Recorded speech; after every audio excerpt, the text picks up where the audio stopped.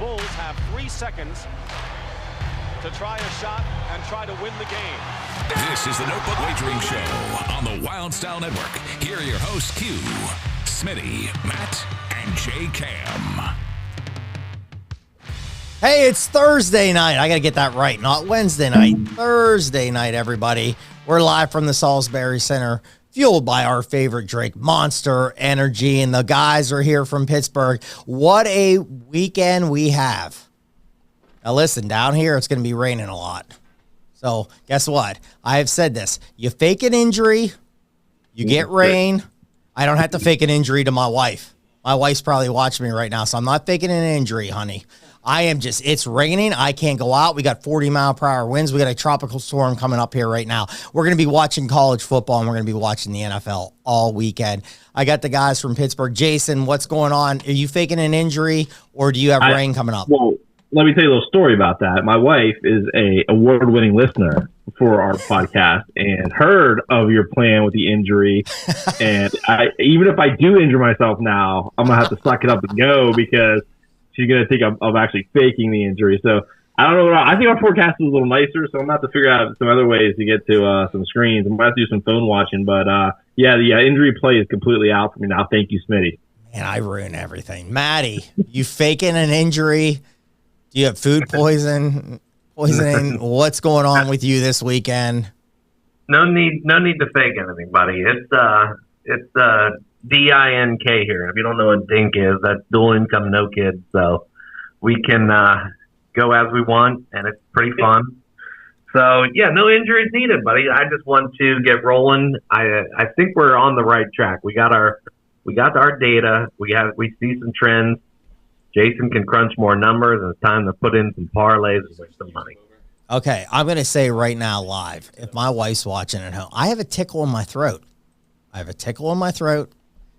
hamstring's tight, and it's going to rain. So I'm going to play all three and try to do that. Throw the hat and see if the husband, Smitty, can just pull it all off this weekend, and I could do the trifecta of everything and not do anything this weekend.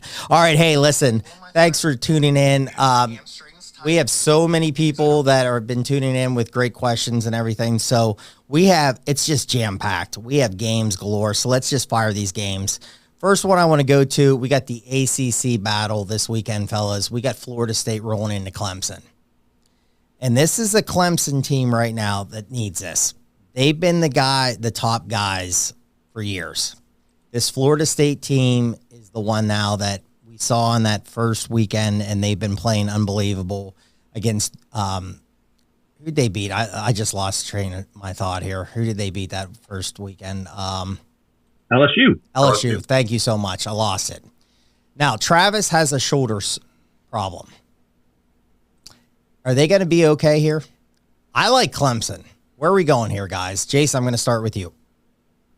I wanted to like Florida State, but that game last week kind of scared me a little bit. I don't want to bet off 1 week, but BC is just awful this year, and for Florida State to make that even a game and BC actually have a chance to win at the end is kind of scary. I think Travis is a big part of what Florida State does. I don't think they have anything behind him that can actually get things done, and it seems like Clemson's kind of gotten right since Duke. I mean, that was kind of that game went as possibly wrong as a game can go. So it's kind of hard to factor in. They still put up some yardage. They still have the guys. So seeing the fact that it's in Death Valley, it's kind of scary though because they're still dogs at 2.5. You'd think this be a pick 'em at this point. So Matty, where are you going with this? I think I'm leaning Clemson, but I'm a little scared of that number. This Clemson team to me has no identity. I don't like them. I don't think they're right, even after 2 wins in a row, losing to Duke. I mean, they played Charleston Southern, FAU, both at home. So they get 3 at home. I think they're lackadaisical, even though they run the ball, which scares me against Florida State because it'll keep it close. So the line, you're probably right. It should be a pick 'em, but I think the Travis injury is what's going to swing this. We could see it crash down to a pick 'em at game time, but I'm still riding Florida State. I mean, you just want to be safe, just take Florida State money line. Yeah, I think the secondary is the key for Clemson. And I want to see Shipley get the ball. I said that in that first game. I like the other running back too, but I want to see Shipley get a lot of carries in this game. But this is a big spot, man. This is a spot that you have the home crowd, should be energetic. It should be unbelievable down here. the injury to Travis was the non-throwing shoulder. So that's not an issue. I was just shocked, and I threw it out last week, and I'm going to say when I miss. We had the hurricane coming up last week. I think it was Lee. Maybe I'm incorrect on that name. It wasn't bad at BC. It really wasn't. And I had the under, and BC scoring quick, and I was like, oh, this is not good. Like, that's a meteorologist downfall right there. And I kind of fell into it, and I missed it. I was shocked that BC scored so much against Florida State. So we'll see. I mean, that's a good look at, you look ahead spot for them. I just think this is a good spot. I'm leaning right now, Clemson. They have the weapons. The secondary has to hold up because you got Coleman, you got Wilson, you got Bell. Florida State has so many weapons that they can throw the ball to. Get the ball to Shipley. The quarterback, Klubnik, has to throw the ball well. I think it's going to be a tight game. I'm leaning towards Clemson there. All right, I'm not staying in any order tonight. I'm just not. I'm going to fire games here. We're going to go Penn State, Iowa. I know it's a night game. Where are we going here? It's the whiteout. I was up there last year for the whiteout game. There's a lot of injuries for Iowa, fellas, that I've been hearing. I heard some running backs might be out. This is a tough spot. It's a high spread. I didn't think it was going to be this high, but McNamara, he's turning the ball over way too much, in my opinion. Is this a spot that Iowa, I think Jason's on this game, so I'm going to go to Jason again first. Is this a spot that Iowa can hang? Well, yeah, no, I need to take a deeper look at these injuries for Iowa, though, because they're not quite as deep as Penn State. But, yeah, I think they can hang because if you watch Illinois and you watch the West Virginia games, those teams are able to move the ball on the ground against this Penn State defense. Like, it's a team that they're set up to play against spread, fast, passing teams. Like, that's what the strength of their defense is, the DNs and the secondary. They're not that great in the middle. And even though the linebackers are talented, I don't really think they play the run all that well. Like, just as a whole. Like, you see run fits that just aren't that good for a defense that has really good stats right now. Iowa's built perfectly to take on this team. They're going to run the football between the tackles. They're going to be boring, right? And they're just going to basically grind. And I just don't think this Penn State team has that explosion that they've had in the past years with, like, offense. Like, nobody's, if you look at their measurements, it's all below average right now, which is crazy considering how easy the first couple games have been for them. So I'm a little scared they're going to get into a slugfight with a Big Ten West team, and they're really not equipped for that. So I think 14.5 is good enough. Then you're going to see a low-scoring game, defensive struggle in Happy Valley. So what do you think, Matty? Well, I got it at 15, and you summed it up. So this is Kirk Ferentz versus the forward pass, and we know he hates it. So slow it down. And Penn State this year, for some unknown reason, now they've had a pretty easy schedule. I'm just going to be polite. Pretty easy schedule. They have 9 explosive plays. Where are their playmakers? And are they going to come out against actually a good defense? I think the 14.5 is good enough. And I think that's the correct side. They just scare me. They have the talent. Singleton. They have a good line. They have a good D line. They have enough guys to stop Iowa. But I really think this is going to be like a 19-16 kind of game. Ugly. Yeah, I don't think their offensive line is playing well at all this year. Like, they've been okay in protection. The run game, they have not been. I think that's why you don't see the explosive plays. Both of those backs can go the distance. I mean, they're the guys who can get a hole and go. You just don't see them blocking all that well. And I think that's really, it hyped it up in the offseason how good they were, but they have not played to that level. Especially, Newton from Illinois ate them alive. And, that's one guy on a decent defense. Iowa's going to have maybe no guy at that level, but a bunch of guys who are right behind that and with some depth. So it kind of scares me. Smitty, where are you going with this one? Well, man, everyone's going to say I'm on Iowa, but it scares me a little bit. Now, again, the conditions are a key. Tropical storm coming up. This could hit that area. Could be rain in the afternoon. It's a night game. I'm concerned about the injuries with Iowa. Iowa has now taken them 2-game winning streak in this series. They went in there 2 years ago and beat Penn State. I just don't know. That's what Jason's giving me. That's what I wrote down, Jason. That's what I wrote down. 2-game winning streak. Look it up really quick. Penn State had a 2-game winning streak, so that might be me. Okay, look it up. Look it up. Maybe I'm wrong. Maybe my note card. I got a note card right here, everyone. I have a 2-game winning streak for Iowa in this series. Maybe I'm wrong, man. Maybe I looked at McNamara is the key, though. You can't be throwing picks. You throw picks, then I'm concerned in this. The place is electric. If you've never gone up to a whiteout game, you got to go. It's just craziness, and it's just going to be a tough environment. Penn State, watching the game last week against Illinois, I thought they looked okay at times. Then it's like what we said. We thought the young quarterback was going to struggle with some throws. I think he did. They have so much talent. I just don't know. And what's the coach's son, that's the offensive coordinator, kind of came out and was like told everyone to get off his, what? Because they threw like 40-something points against Western Michigan. I mean, you're really going to, is that Matt Canada's brother? I mean, we're going to really talk about throwing 40-something points against Western Michigan. I'm sorry. It's Penn State. It's the whiteout. I think it's going to be really tough. I think it's going to be a hard spot. I'm kind of leaning Penn State. I've been leaning Penn State a lot this year. I just think they're so good. You are correct. Iowa does have a 2-game winning streak. I forgot the last time they played was the Sean Clifford game where Penn State killed him in the first half. Clifford got injured, and then they brought in Taquan Roberson, who's now the starting quarterback at UConn, and he literally couldn't catch a snap. And that game got away from him. And then the year before, that was an after bye week game against Iowa where Franklin's really struggled with his post bye week games, and Iowa came in and just lit him up 41-21. So I stand corrected. It is. Hey, the index cards don't lie. They don't lie. That's what we do. We put in hard work all week for the index cards. Okay. And guess what? We just got a Sean Clifford plug-in again. Backup quarterback in Green Bay. Guy never goes away. Maybe he can come on. Already got some playing time this year against the Bears. Hey, let's get him on the show. Let's get him on the show. We got so many games. Like I said, you can't even my table right now. I think everybody can see it. It's just index cards galore here with games. So, guys, just fire in if I miss one. I'm trying to cover all these top games. We got Notre Dame. Ohio State's traveling into Notre Dame. That's a night game. I think the line's Ohio State minus 3.5. Man, these are two great teams, I think, and they're putting up.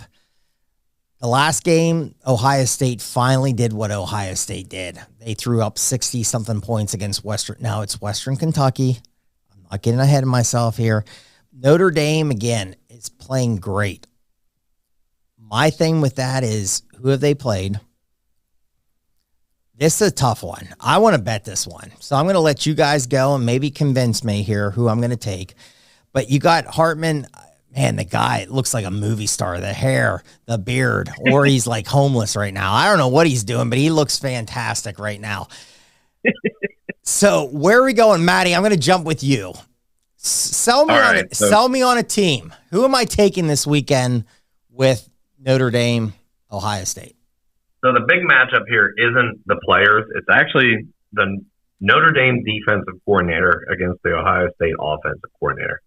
Can they shut down Harrison and Egbuka? And I don't think they can. And they have enough with Henderson and the other kid at running back. I think the Ohio State D-line is the key of the game. If they can control Estime, who I think is Notre Dame's actually best player, him and the left tackle Alt, I think the QB Hartman's third. But Estime is the engine for Notre Dame. And if he can't get through that D-line, then it's going to be a long day for Notre Dame. And I think they're going to air it out. Now, the coach for Notre Dame is a defensive guy, and he's going to put all of his eggs in the basket to stop Harrison and Egbuka. But I don't know if he can. I don't know if they have the talent and the speed to do it. Maybe it'll be a little sloppy out there. I don't know about the weather and the grass. So I'm leaning into our actually 3-man parlay here. Ohio State money line. I know it's cheesy, but that's it. So I think you left out the person who's going to stop Harrison and Egbuka, and that's McCord, the quarterback of Ohio State. He's looked terrible this year. Like they don't have an option at quarterback if he doesn't play well. He is the key to the entire game. I think Notre Dame has enough. I'm a little concerned about the tight ends and wide receivers like getting open against Ohio State's defensive backs who are finally starting to get back to where they used to be. But, when we've seen Ohio State lose games, they lose it on the lines, and this Notre Dame team on both lines is more than capable enough of hanging with Ohio State. And you got to, Smitty was commenting on Hartman's Riz. He definitely has it. And I just think that this is an opportunity. They're going to be playing on the long grass in South Bend, slow down that Ohio State team a little bit. And like I said, the quarterback, Hartman is a huge advantage over a McCord who looked awful against Indiana. And, maybe found it a little bit last week, but I'm not convinced yet. I got to see it in a big game. Yeah. And you can't make fun of Ohio State's schedule has been is way worse than Notre Dame's has been so far. Yeah, Hartman looks great. Good hair. Great beard. Looks like if there's a new Amityville horror movie coming out, he's going to probably be the star in that. That's all I have to say. So, and here's the thing. Touchdown Jesus is going to be looking down at this. I'm just nervous about this. I can't stand Ohio State. I don't like Notre Dame much either. But I agree with what you guys are saying. The schedule's there. I think the quarterback, could you see Brown a little bit in this game? The backup for Ohio State. I mean, you got to get something going. I mean, they haven't been putting points on. And you think of with all the running backs, the wide receivers, you would have been just throwing a lot of points. They did it finally last week. Western Kentucky, man, they like to up and down too. That's one of those games that I should have played the team points with Ohio State last week, and I just didn't do it because it's there. You know the last time Notre Dame beat Ohio State? I think Lou Holtz was actually on the team, 1936. 93? I see 1936. I want to say it was 93. I actually remember the game, but I think it's 93 is not even on the list. It's somewhere in the early 90s here. I think I'll find it. But anyway. Jason's going back to Tony Rice. A little Tony Rice here, everybody. I don't know. That's a tight one. Man, and you look at games like that and you just want to take, give me the 3.5. Man, I'm leaning towards Ohio State, and I hate to say it. They haven't beaten them since 35-36. Back-to-back wins. Oh, really? They don't play. I haven't played that much, though. I don't think. No, they have not. I would have thought there was a lot more games. No, it's surprising. Notre Dame hasn't played a lot of the schools like Penn State and Ohio State all that often. Yeah. Because they've always played Michigan State, Purdue, so forth. So.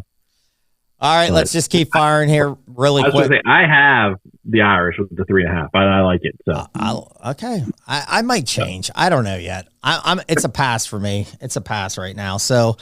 Hey, let's go with another. I got two more. And then, again, if you guys, and then we'll rapid fire anything here really quick before we go NFL here. We're just trying to get you out the most games and most winners here, in our opinion. We got Colorado, man. That is the most talked about team. And that game, I'm sorry, guys. I'm going to be very honest. I could not stay up for that game Saturday night. Just couldn't do it. And guess what? A lot of people did. A lot of people stayed up. A lot of people missed church on Sunday. I'm just going to say that. And my mom might be listening right now. Hey, Mom, I went to church on Sunday. I went to bed and I got to church. So, Jason, thank you. I'm going to say this. You kept talking about a live bet, Colorado State. I think you jumped on Colorado State, and I said you were crazy. I went live. I hit it. I gave out the team points, Colorado. That hit an OT, so it was a great night for me, and that's why I went to church. So thank you so much, everybody. But here we go. They're traveling into Oregon. Guys, this one, again, Deion Sanders, the game last week, some cheap shots. It was just craziness. He is taking over college football right now. You can tell by the TV audience. This one is against Oregon. This Oregon team is very talented. They're traveling on the road. They did get a road win first week against TCU. The line right now, I think, is -21 Oregon. I was really wanted to do the team points Oregon. It's pretty high, but I think this one could be a shootout. Matty, I'm going to start with you. Quick thoughts. I don't care if it's a pass. Where's your leans right now in this game? Because this one's going to be the most watched game again, probably this week. Oh, man. So you got to figure how much is Travis Hunter influencing this by missing the game. That line is massive. 21 is massive. However, I think Oregon's the play. I think this is where Dion gets the dose of reality, and I think Bo Nix really wants to show something off and should be his name ahead of Shedeur Sanders in the Heisman race, probably in spot 2. So I'm not playing it yet. I think if I do play it, it's going to be somehow potentially a teaser king play and get Oregon down lower. So, it's funny. I liked Oregon laying the 20.5, which I think I took a small bet on. You look at the numbers though. The only thing that's kind of a little scary here is that Oregon's not a real great up front. At least they haven't been so far this year, and the competition hasn't been all that great. Like, they're not getting a good pass rush. Colorado State's numbers from a havoc perspective on the defensive line were way better than Oregon's numbers are coming into this game, and that's really what's bothered Colorado. And Smitty, all you had to do last week was watch the first quarter of that game. You'd have been fired up enough that you'd have stayed up for a lot of it. I did. It was like watching like a 4 or 5 seed NHL Stanley Cup playoff. Like, there was just cheap shots everywhere, and both teams were trying to set a tone. Colorado State was not going to be bullied, and they took that to heart. And I'll tell you what, I mean, it was pretty impressive how they kind of stood up. And obviously the talent won out in the end, but it was a really entertaining game from that perspective. And they made plays. It was very entertaining. I stayed up until halftime. There you go. And I think I saw the first drive of the third, and I'm like, man, this game's going to go until like 2:30. Listen, I just was like, I can't do it. I got to get up early. I knew I had to get up early. We were going, like I said, we're going to church. We're trying to do a good family thing and trying to do all that. I was like, nope, got to. And I'll tell you really quick, a good buddy of mine that lives out in California, Shaggy, I'll give him a little shout out. Good friend of mine. I woke up early Sunday and he goes, "Did you stay up for that game?" And I was ready to text him. I'm like, well, I can't text him because it's like 4 a.m. out there. And he probably just went to bed because he just watched this game. So I didn't want to do that. So I did. And I waited. I'm like, no, I didn't watch it. I'm like, man, did my team points hit? Did that hit? And I got up and I was like, oh man, I hit. Jason, thank you so much. Jason's on the team. Jason convinced me to do a live bet on it. I'm like, what a good 2 bets on that game. So that went well. Jason, did you stay up and watch it? I made a business decision at 1:00 when I knew my 24.5 was good to go, and then I was like, you know what? I don't care who wins this game. At this point, I just need to get to sleep. I got a whole NFL slate. I got to bet tomorrow. I can't be sitting up here. I'm gonna be in a fog tomorrow, so I don't want to stay up. I want to ask one question though. So, if you're Colorado State's coach, when you get to overtime and you tie it up, you have to go for 2, correct? On the road, yeah. Yeah, absolutely. Yeah. Absolutely. I was shocked. They're going to get the points. Like, that's the strength of theirs, right? You know Shedeur Sanders is going to make a play. You don't want to see him any more than you have to. You have to go for it in the game. That's the only part of the game I didn't like. I thought he should have done it and just went for the gusto there. And I'll tell you what, I think Colorado has a coaching advantage in this game. I'm not completely sold on Dan Lanning at this point. He got kind of handed a program there from Cristobal, and he's coming from Georgia. I've seen what Sanders can do. I've seen him, he's basically had the whole roller coaster so far this season, right? He's found a way to get them motivated for all 3 of those games. Now, the talent disadvantage is definitely going to show up on this game, right? This is probably the first time this year where they're a clear underdog. But, maybe Bo Nix turns into Auburn Bo Nix. Who knows? But I'm just saying, I do think Colorado has a puncher's chance because they have playmakers. But I think eventually Oregon is going to wear them down with talent and bodies. That's just one of the things when you get the programs that are established in the top 10, their depth is just so much better. Colorado's obviously going to be working at that to get that built back up. Yeah, I told you guys right away I was going to do the team points. I looked at it. It's in the mid 40s. I don't know. I just don't want to do that. And maybe it's a pass again, probably for me with this game. I'm going to watch it. I think it's going to be entertaining. You're going to get a high viewership again with this, and good for college football and good for Deion Sanders. I like Bo Nix. I've been a Bo Nix guy. I think they throw a lot of points on, but maybe I don't know. 21's high. Tease it down. Good teaser. That's a game with a high total like this. I would not want to do a teaser. Maybe tease team points down if you could, but I would not. Oh, that'd be great. I wish we could do that. That'd be That'd be beautiful. That would be. All right, here. Hey, let's go really quick. Ole Miss, Bama. We're going to try to, we're going to bounce here the NFL here in a little bit. And again, if you're watching us live, thank you so much. If you have a play, you have a comment, send it out. I'm going to brag our guy Ken up here in a little bit. We have a guy named Ken that watches us, and he had some good stuff on the Jets last week, but we'll get that in the NFL. But we got our guy back. I got my guy back here. I got my Jeff Blake. Throws a great deep ball here for Bama. Oh, geez. I mean, Bama, can they wake up? I think it's the week they wake up. I don't know what Bama was doing last week at all. Jason had some great text messages. Why this kid just vanished and did not play at all, and they played two other guys, which you could tell they were not any good. South Florida was hanging around. I have no clue what Nick Saban was doing last week, and I'm going to say that on the show tonight. I wish they would have lost. You're to the point when you see the big dogs like this sometimes hanging around and just messing around, you just wish South Florida would just beat them. Play this kid. This kid can run. Run the ball. Quit trying to do a pocket passer with this guy. Run some zone reads. Run him and get back to being Alabama a little bit. Quit trying to be fancy. I think Alabama rolls this game. I like them. I love them in a teaser spot. Get it down to -1 or a pick 'em. I think Alabama wins this week. I'm not sold on Ole Miss. Jason, I'll start with you. What do you have? I mean, I don't know. I'm not that sold on Alabama. I think they're in a weird spot where guys aren't playing to the recruiting rankings, and they should have been able to just, even with whoever was, if one of us three was playing quarterback last week, they should have won them 28-7, right? And it just wasn't there. So I don't think Saban and Tommy Rees are on the same page, and I think that's boiled down to this whole quarterback controversy. I mean, there's been so many theories of what went on with Milroe, but I don't know. I think Ole Miss is actually pretty good. Like, that was not easy to go play Tulane. They played Georgia Tech. These are decent non-conference opponents. So it's a good tune-up for Alabama. I think they're going to be in this game. I think 7's a lot. I kind of like Jackson Dart a little more than whatever Bama's throwing out there. Whether they can hold up on defense with the running game is about it. I think the 7's a good number. I think this is going to be a close, low-scoring game. Matty, what do you think? All right, I think this is just a down year for Bama. I think we're going to have to admit it. There's something off. You summed it up on the talent level. They're not playing up to their 5 stars. I do think last week, though, I think Tommy Rees basically said, hey, this kid from Notre Dame is better than Milroe. And I think Saban Cave said, okay, let's see it.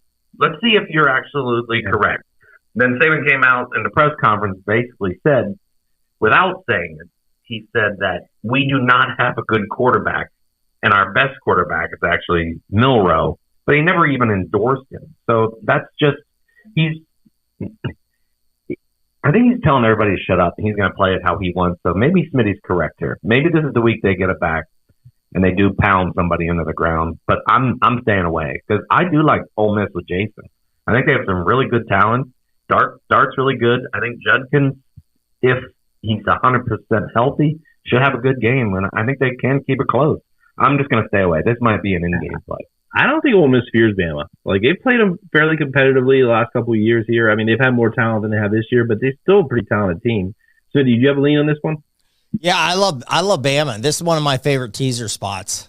And just a little plug for College Insiders tomorrow around 4:30, 5 o'clock, and you can see myself and maybe Jason on that show.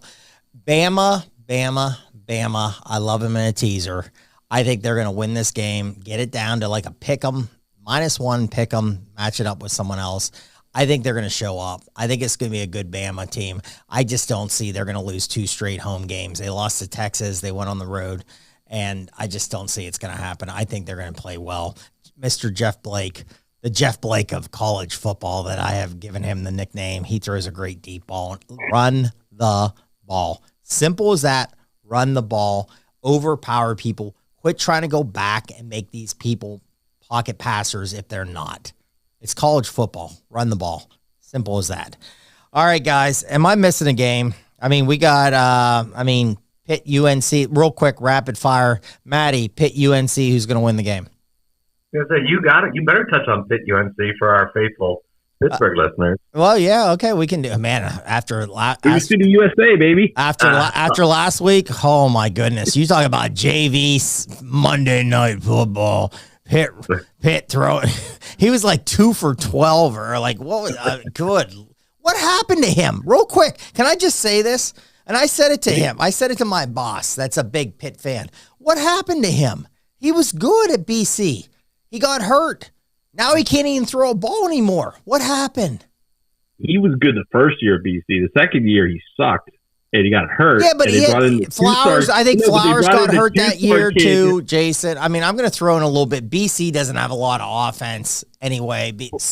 But they brought in that 2-star kid against Duke, if you remember, on a Thursday night, who had like 3 days of prep, and he looked way better than Jerkovic had looked all year. So there's something. I think he's got Hackenberg disease, where he basically got hit too much, and it started to erode his skills. He has Chuck Knobloch disease.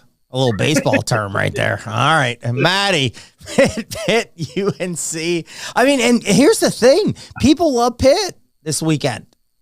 I wanted to love Pitt. I don't know how. I can't take it. I can't. Yeah, when I saw the line first come out, I thought it was wrong. I thought this was like, whoa, this is something you have to jump on. And then it's kind of like, well, is this a trap game? And now you're saying people love Pitt. True, stay away. If I play it, it's North Carolina money line, and that's it. All right. Hey, go ahead, Jason. His defense has played well. I mean, I'll make a case for Pitt. His defense has played well. Like, they won last week. They played well enough to win that game down in Morgantown. Granted, it was against a backup quarterback. They played well enough against Cincy to win that game, but they're just getting no help from the offense at all. I have no faith it's going to get fixed this week. I talked about on our preview show that I love this spot for Pitt, figuring it'd be a 3.5 point dog. But as a 7.5 point dog, I think it's like 2. I think UNC could cover that easily just because you just don't know what you're going to get from that offense. So it's disappointing. You love those preseason ones where you spot something and you just see it just kind of fade away. But I mean, Jerkovic, 18 of his last 54. That's just insane that he's still the starter there. I don't know how he is. I mean, it's Pittsburgh. There's all speculation on that too. Pittsburgh has some offensive issues in the college game and the NFL game. We'll talk about that in a second here. All right, guys. Real quick, leans, plays. I'm going to start with Jason. I know you got a big card, Jason. You got a big card for the audience, man. Fire those plays away, man. Just rapid fire those. Go. Hey, you only get so many weeks. There's no I know. I like it, man. You got to fire that powder. It's what I said. You got to get in where you fit in, buddy. Just fire it. Let's go. All right, I'm scared of the injuries, like you mentioned, but I feel like Iowa with the 2 touchdowns and Happy Valley. I think it's a close game. Like I said, Penn State's got no explosion. And Jason's not going to get invited to the alumni weekend here because he's going. I don't think I'm invited anywhere already, but that's a whole other story. I got Oregon up late in 3 touchdowns. I do think that it's just going to wear out. I like Colorado maybe for a first half play, but besides that, no. Rice minus 130. I think this Rice team is actually pretty good and sneaky good. I'm not going to lay the points because we're on the road, but I'll take the money line there. I got the Irish plus 3.5. I really think it's going to be a close game. I think they have the quarterback advantage. I think they're good on the lines. That's what's beating Ohio State. I got South Carolina minus 6. Mississippi State pass defense is awful. I think Rattler's going to have a huge day. And I got K-State minus 3.5. Now, this line was at 7. It's down to 3.5 now because I think Palm Riley's going to play. It doesn't matter. I think that K-State defense against the run is really good. And UCF's going to struggle moving the ball. That whole thing works off the running game. And I'm leaning here. Cincy plus 14.5 at home. Oklahoma traveling up north. Big 12 opener. Cincy defense is still good. Whether they get some points, they're cover. SMU plus 6.5 against TCU. Horrible pass defense. SMU is actually underrated. They were in that game earlier against Oklahoma. And I got one more play. I think Memphis plus 6.5 against Missouri. That's my card. There might be more. All right, Matty, fire away. What do we got here this Saturday? All right. You guys have left off a big one. Late night. Oregon State traveling to the Palouse. Oh, it's a great game. 3-0. Washington State. I'm taking the home dog plus 3 at home. Like it. Give me Washington State. All right. I'm Oppo Jason. I'm on Ohio State minus 3 against Notre Dame. I'm with them on Iowa. I have Iowa plus 15. And then I, too, like South Carolina laying the 6. Those are my plays so far.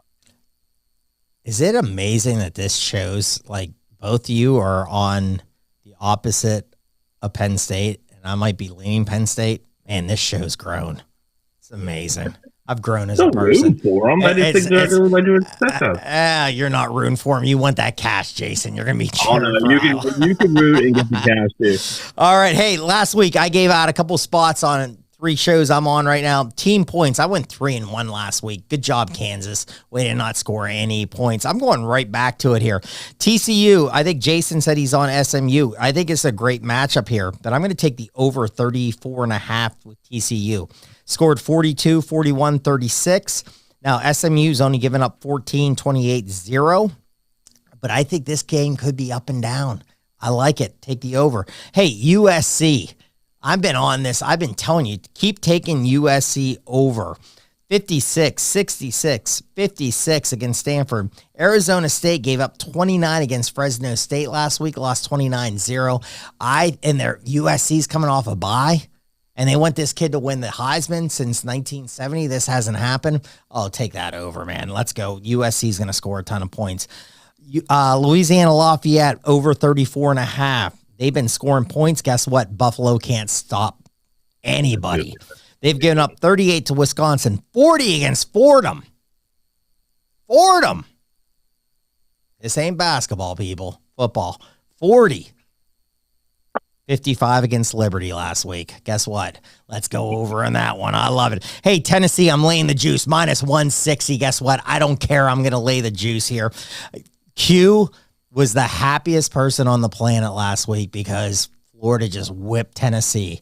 Guess what? I think Tennessee comes back and they lay the wood on this team. Over, I think it's 37.5. I'm laying the juice. I don't care. They've scored 49, 30, 16. UTSA, I'm sorry, you guys have let me down. I am going in the other direction. They've only given up 17-13. You're like, Smitty, you're insane. Guess what? They gave up 37 against Army last week.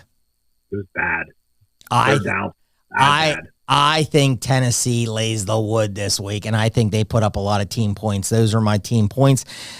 Guys, we're going to do a new segment, right? Moneyline parlay for everybody?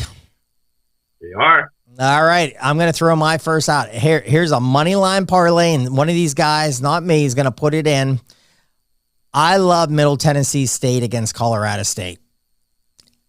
I'm jump on it. I played it. I love this game. Colorado State coming off a good rivalry weekend game. That game, big atmosphere. Now guys are hitting guys, and there's death threats and everything like that. Middle Tennessee State is a good team. I'm going money line Middle Tennessee State. That is my play this week with the money line parlay. Jason, what do you got? We got minus 143 on that one, Smitty. So we can get that at Bet Rivers. That'll be nice. So I know where Matty's play is here. So let's make this a favorite money line parlay. So we won't pay as well, but we'll still maybe get this home a little bit easier. I think I know where he's going, so I'm going to try to look opposite. Matty, tell us who you got there. I think you hinted at it earlier. Well, I just want to tell everybody, we as a show, at least Jason and I were on Georgia State tonight. Money line underdogs. Big play, looking good early. So we would have got them in had we had the time. Sadly, I'm going back to the well. That's one of the games we talked about. It's going to be boring, but it's going to be a sweat. So give me the Ohio State Buckeyes. -3. It wasn't minus 160 earlier. I'm not sure what it's at right now.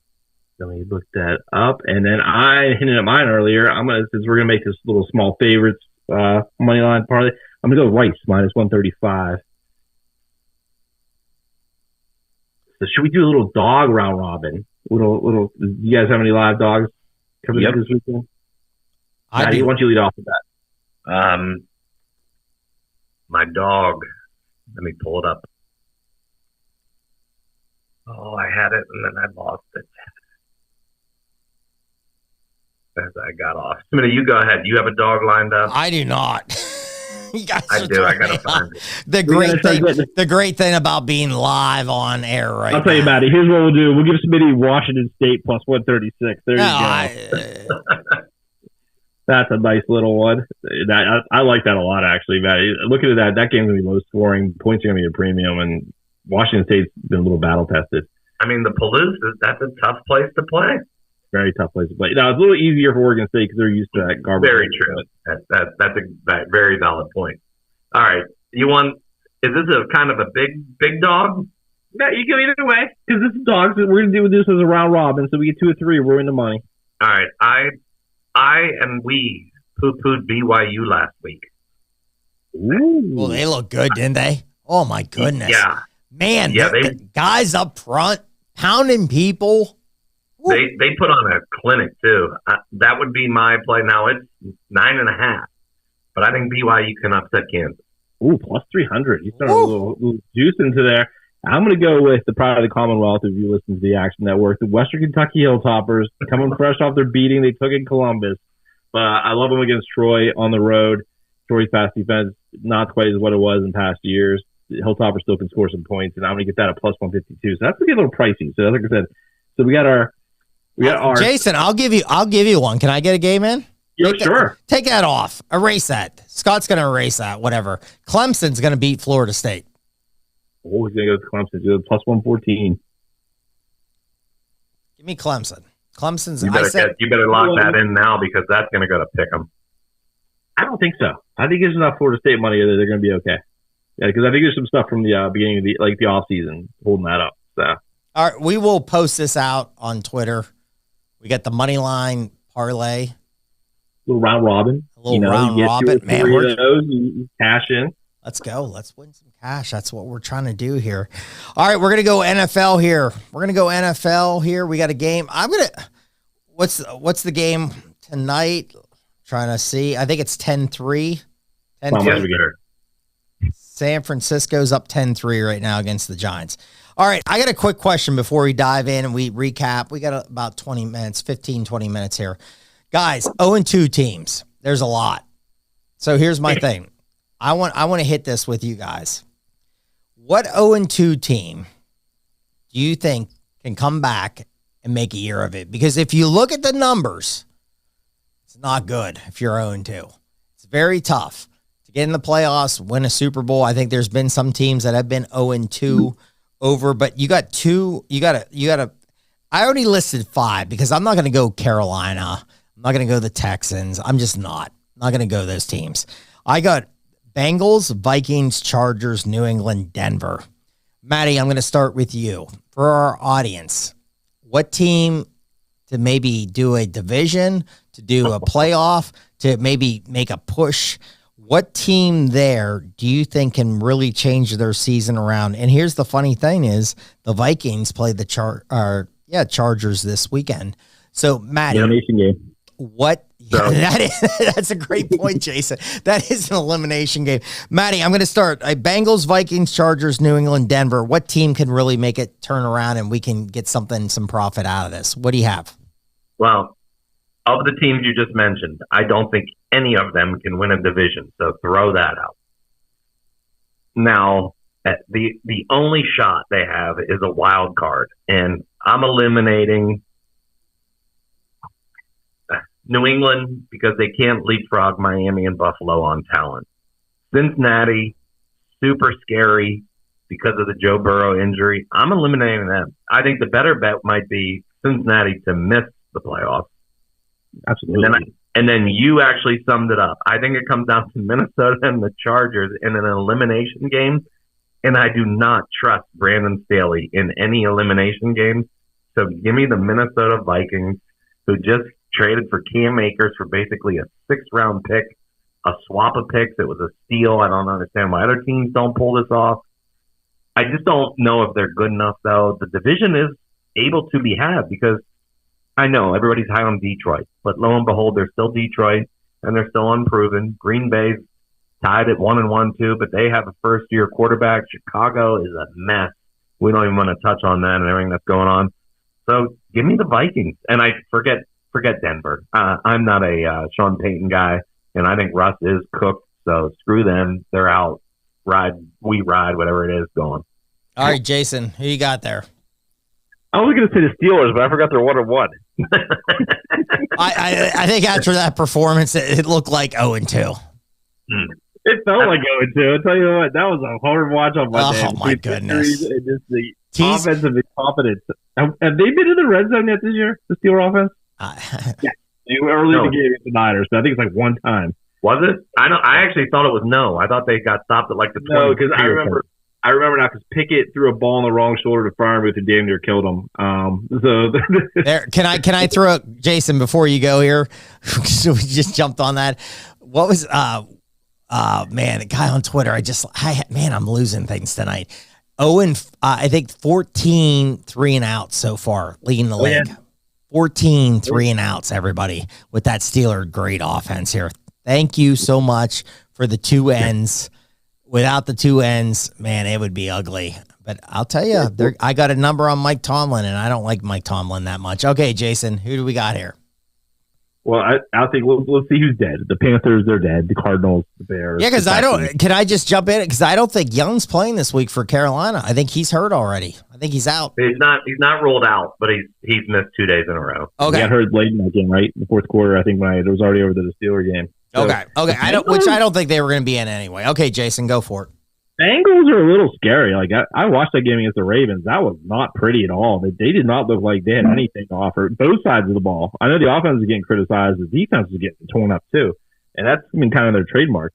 You look at, you say the Broncos are bad, but I think they could be interesting just because they're scoring some points this year. The defense could be better than it is, but yeah, I don't think they're really that good. The Chargers in an elimination game with the Vikings. I do think the Vikings are the only two teams that could win their division.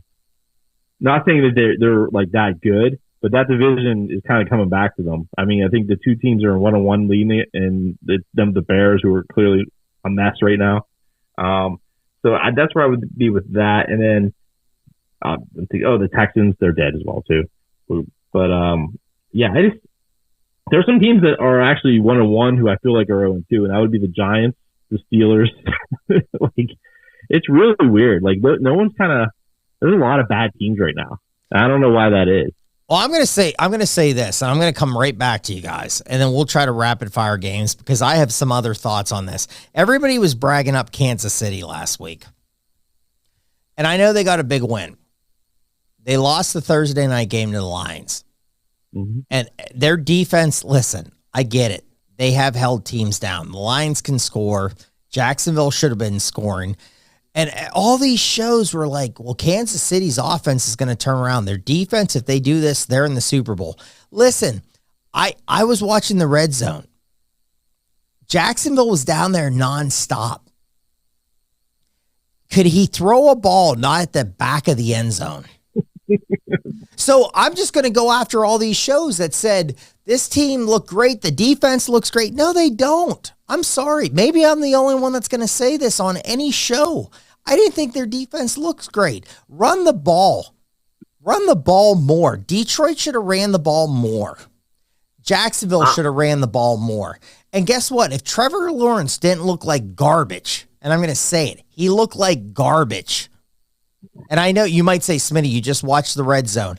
I don't care. That's all quit throwing the ball to the back of the end zone for guys trying to sweep their feet down for touchdowns because they could have thrown 4 on that Kansas City defense. Somebody take over. Smitty, I'm not going to defend Kansas City, but I'm going to give them some props.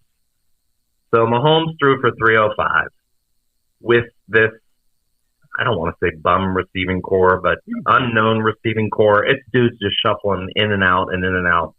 And the reason the Jags were in the red zone so often is because KC actually turned it over, I believe, 3 times. So they had huge field advantage. The KC defense actually held pretty tight, but Lawrence did look like garbage. It was a bad performance by him. Jason and I were texting. He really struggles against man coverage. And how do teams not just see that and scheme the entire game for that? I mean, he does have really good weapons, so you think his guys should be able to get open in man coverage, and he should be able to find them in the NFL, but he's not. But I don't want to defend Casey. I think Andy Reid, in a few more weeks, will figure out who his top 3 receivers are, and you're going to see like a machine start to stroll out onto the field every week, get up by 2 scores, and they cruise to victories. I think they still win that division because I think San Diego, the LA Chargers. Don't worry. I said that to old man in the garage every time I say San Diego Chargers. So It's okay. Let's just keep doing it. still should be there. But anyway. Yeah, they should be. Thank you. But no, I do think the Chargers are alive for that division too, just for the reasons you mentioned. Though, if you don't really trust the Kansas City defense, it's pretty clear that they don't have the playmakers on offense that they've had. If Kelsey's a little dinged up and slowed down to be human, they can't really rely on their running game. So I think maybe the Chargers could get a little bit of a run here, even though they were down 0-2. They've got the offensive weapons. I don't trust the coaching, so it would have to be Herbert taking over. But it's. I don't know what to make of that. Like I said, there is an elimination game. Vikings have actually looked, I think, better or should get a little more credit. I think the Bucks are somehow better than we thought they were. And, Q's not here, so we can say they actually might have made the right choice at quarterback. Can I throw something out there? I want to propose something to you guys. Yeah, go. Fire it. Are the Washington Commanders a good football team at 2-0? I think we'll know this week. I was okay, so I'm going to jump in here because I had Denver. And, man, that's one of those worst beats when you're up and you're like, okay, this is easy. And that team, and I just said this to Old Man in the Garage, and this was my whole rant on this team. The defense looked bad, and everybody said they got a great defense. Well, they gave up a ton of points. Now, I know there was a Hail Mary, and it was like a stupid play, and they scored. But here's the thing. If Chase Young comes back and plays okay. Josh, I lost, man, my brain tonight, man. The other guy in the end. No, you got Allen. Sweat. Yeah, Sweat. You got so you brag up the Steelers about the Highsmith and Watt on the thing. They got that too. They have that. And then, Matty, what you just said, they have a good front. Steelers don't have that. I hate to say it. I'm with Hayward out. Now, and the great thing about this, and I'm going to say it again, man, this show has changed because I'm bragging up Penn State. Now I'm going to brag up the Commanders. Coming around. It's coming around here, man. You're coming around. Maybe I'm coming around. I don't know. Bieniemy is doing an unbelievable job. And we've said this. Should he get a head coaching job? I don't know. I don't sit in these interviews. I don't know what he does in interviews. He's had some, listen, there was some track records back in college with some stuff. So I don't know. But, man, there is more movement in that offense. Those screen plays on Sunday, there's guys wide open because they're going down and then they're moving and they're crossing and they're dumping and there's movement on that team. I think it's a good team. I think Buffalo's in a little tight game on Sunday. I'm not saying Commanders are going to win. I don't think they're going to get blown out. I think Sam Howell, and I said it, should have been the quarterback at the end of last year. I think the Commanders are onto something. That place is going to be rocking on Sunday. Commanders have something going here, man. Keep it up. Yeah, no, I like it. Plus 6.5. Like you said, the Washington D line could give a bad Buffalo offensive line some issues. Can the Washington offensive line hold up enough to give Howell time? But because I think they can move the ball. Buffalo's giving up some stuff late, but it's still a pretty good defense. But I like the 6.5. I think it's a low scoring game, and I'll ride with the Commanders on that one. You gotta love a home dog getting 7 points. Hey, Matty, real quick before you go, really fast, because I know this is your team. Just keep an eye on everything. We got a tropical storm that's coming off the coast. It's supposed to form on. Hey, you know me. Hey, we gotta get Chuck. We gotta get Chuck Bell on the air here, man. Meteorologist down here. Chuck Bell, come on the show. Little system. No way. You know who we have to get on the show? Who's that? We got to go to Menudo and get one of them Spanish girls. Weather. Come on. Well, yeah. That wouldn't be bad.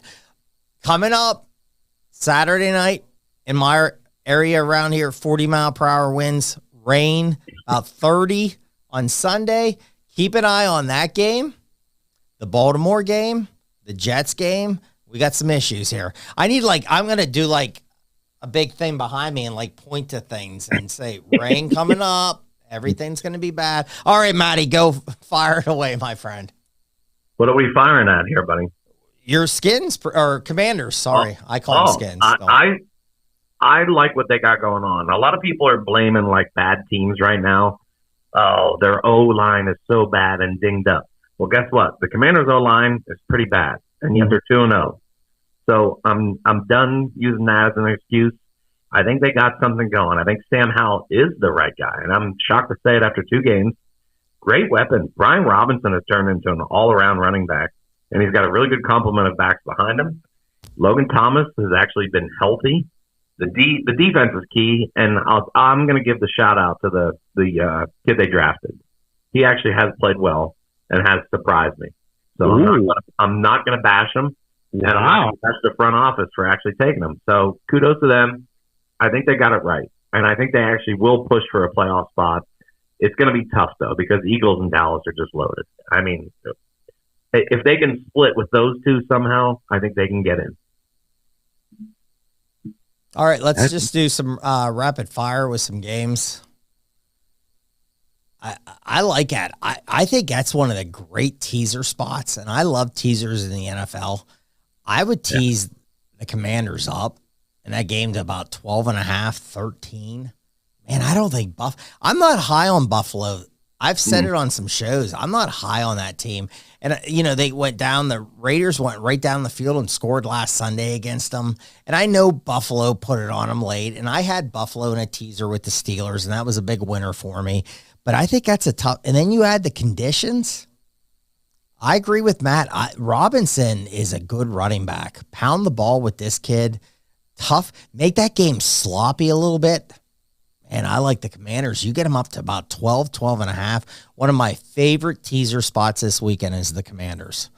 That's just one. Hey, I'm going to throw this out really quick because, a lot of our fans are Steeler people too. The Steelers look like, I don't know, not very good. I was going to say crap, but I'll say crap.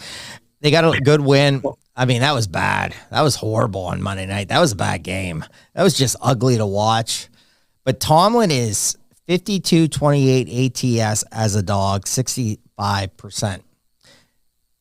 Good teaser spot. That place out in Vegas, man, that's going to be Steeler people galore. That's going to be a big-time Steeler fan all over the place. I get it. I don't like their offense. Canada's horrible, people. I don't think the Steelers they're not that good. And I think they are good if they had another guy calling the plays. I think it's a great teaser spot, too, for the Steelers. Let's just hit on that because we have some Steeler people. Jason, Steelers cover, win, good teaser spot. What do you have? I have the Raiders -2.5 right now, but I do like the Steelers teased up. I do think this will be a low-scoring game. They played last year in the cold. Somebody pointed this out on one of the podcasts I listened to. Really low-scoring game. Now, the weather may have been a bigger factor of that, but a lot of it was because neither offense could move the ball. But you tease the Steelers up to 8.5. I would like them there. But I do not like them just +2.5. I know that Tomlin underdog record is great. A lot of that's at home as a dog. They have a tendency to stub their toes when they're on the road against teams that aren't that good. Matty, what do you think? This is one of the teams they stub their toe quite frequently against, too. For some reason. It's just one of those teams that they do not fare well against. I think if they can block Max Crosby, I think Kenny can have an okay day. I don't think they're going to run the ball again. It's just not there. But this OC, Matt Canada, really needs to get Kenny. And I think he has 4 runs on the year. Him and Fields in Chicago both only have 4 runs. That's part of their game. I know you don't want your quarterback getting hurt. You got to get that guy on the move. You got to get him out of there and keep some defense honest. I think this is an underplay. I'm not touching it. There's no home field advantage. I would probably lean Raiders money line, but I think Smitty and Jason are correct. Tease the Steelers up if you're a teaser guy. All right, rapid fire. I'm just going to start with Matt. Any leans, any plays that you have in the NFL this weekend? Wow. If you're going to do a teaser with the Steelers, I think the other tease is the Buccaneers up at home, probably catching 11.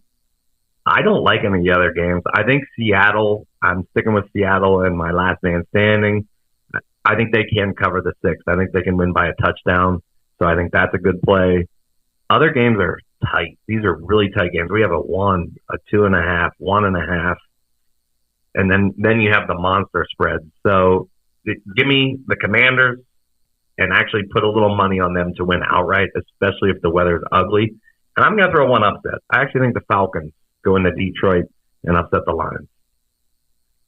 Yeah, Detroit's banged up going into that game, and they keep losing bodies, which is not going to be good for them.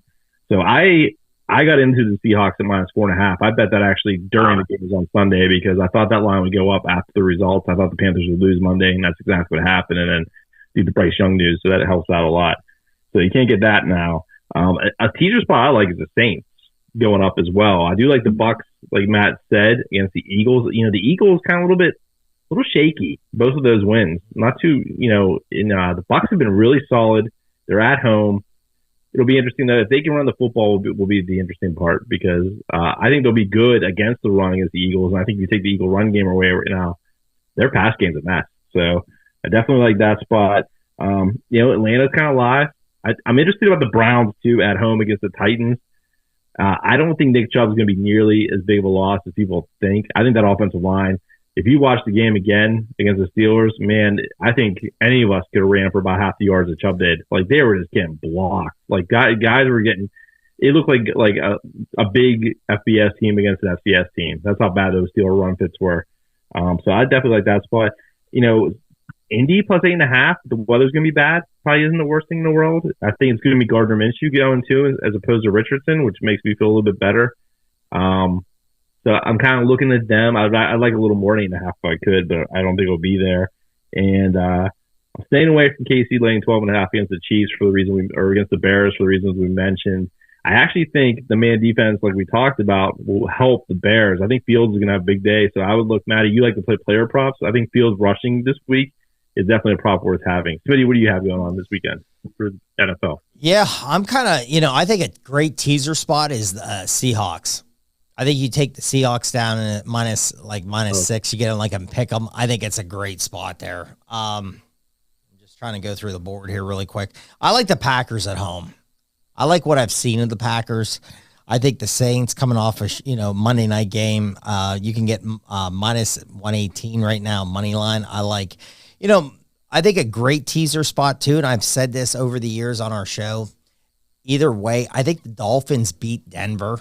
You get Denver up to 12.5, 13 points. I don't know if Miami's going to cover that. So I kind of like that. And I'm not high on that Denver team. I like the Lions. I know they're beat up, and I've been taking the Falcons. I like the money line on the Lions this week. That's one of my plays. I kind of like what the guy said with that Colts game, too. I think you take the Colts way up. I think you're okay. I like Baltimore down. I think Baltimore. Jason had the best text. And I'm going to say this. We got about 2 minutes. We got to go quick here. Not to go way over. But Jason had the best text on the Monday night game that I think anyone's had in a long time. Said, who's the big winner of the Monday night game? Steelers won the game. Guess what? It was the Baltimore Ravens. Because Cleveland's beat up. Steelers are beat up. Cincy's beat up. Baltimore is slightly beat up, but they're not beat up in key positions. I thought that was a great text by Jason there. They're a little more beat up than I thought they were. They're beat up, but I think they're not at that talented spots. I think you're okay on that comment here. No, I don't know because they lost the starting safety, right? Starting running back and a good running back. Okay, but and they lost the right tackle, didn't they? Okay, but here's the thing: do you think they go 3-0 this weekend? Oh, absolutely. Okay, so they go 3-0. Steelers could go 1-2. Hey, here's the thing, everybody, and again, rapid fire here, really fast. We don't want to go way too long here. Cincinnati, keep an eye on Joe Burrow. It's a Monday night game. It doesn't sound good. He might not play. He might be out a couple weeks. I don't know what they're going to do. But keep an eye, because if the Rams of a team that did not look great, Cooper Kupp's not in there. They're thrown to the rookie out of BYU. He's catching 15 balls a game. He's become now the new Cooper Kupp. Makes you wonder about Kupp, to be honest with you. Just Puka Nacua comes in and can beat Cooper Kupp. Then is Cooper Kupp really that good? Maybe not. Now I'm really upset on my fantasy teams. So here's the that's the scary thing here. So there's a couple that I like. I'm going to throw Old Man in the Garage because we're going to get out of here. 3-2 for the season. Man, he had a good week. I think he went 2-0 last week. He likes the Jets. And I'm just going to. I like yeah, the. He's getting cocky. Listen, That's cocky. What's in the old man in the garage's pumpkin spices here? No, I like the Jets too.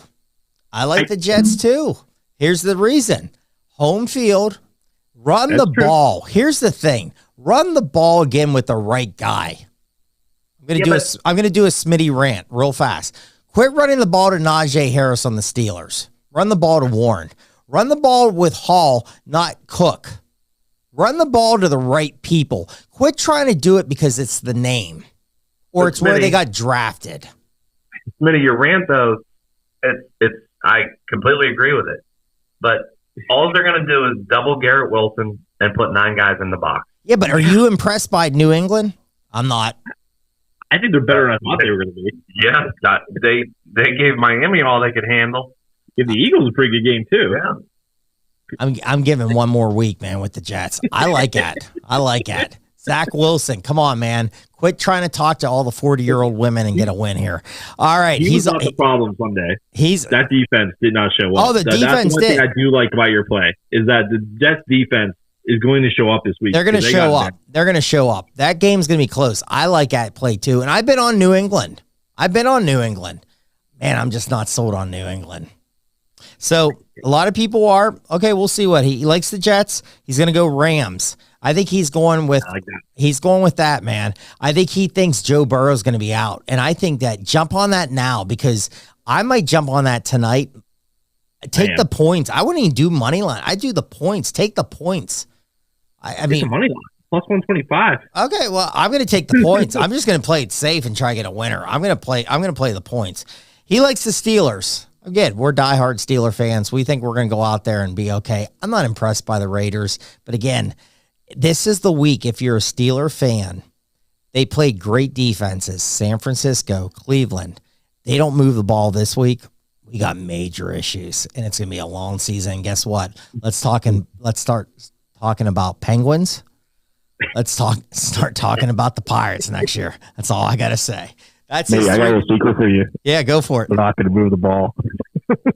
Oh, Matt Canada. It's not going to get fixed in a week. I don't think so. It's bad. Well, here's the bottom line. Get the ball to the playmakers. Get it to Pickens. That's true. Get the ball to that might be part of the problem. Get the ball to Warren. Quit doing Najee Harris. I told everybody on this show for years, don't draft a kid in the first round as a running back. Man, I look like a genius. I like being the smartest guy in the room. That's what I told everybody. So, old man in the garage, follow his plays. He's 3-2 right now.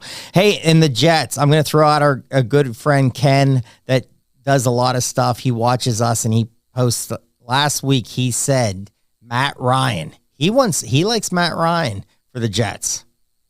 Hey, Ken, thanks for tuning in. I don't know if we agree with you, but thanks for tuning in. And why not? He can't be any worse than Zach Wilson. So, boys, any final comments?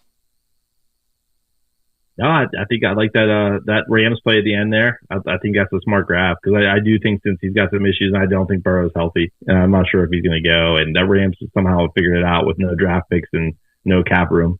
So I'm on that. We'll definitely add that, and we'll definitely put out a little underdog round robin for the NFL like I always do every weekend. What do you got, Matty? Final thought for me. When we brought up the Steelers, Raiders, how they just see a team that seems to have their number. The Texans have the Jags number. I'm not saying they're going to beat them. Yep. However, 8.5 is a lot. CJ Stroud to Tank Dell and Nico Collins looks really, really good. So I think they can hang with them. I think they'll lose, but it might be a field goal game. I would look at the Texans plus points. To me, that's a good teaser too. Well, if he throws the ball to the back of the end zone on every touchdown throws, they're going to lose. Well, I'm gonna break it down right now to everybody. That's what's gonna happen. So let's hope D'Amico Ryans has watched some tape and knows to play man coverage against Trevor Lawrence. Okay, I'm gonna send this to him and we can figure this out. So hey everybody, thank you so much. Thursday night edition. We went one day over, and that's what happens. But we're gonna get you winners this weekend. I'm gonna go to Jason this weekend. Jason, what do we always say?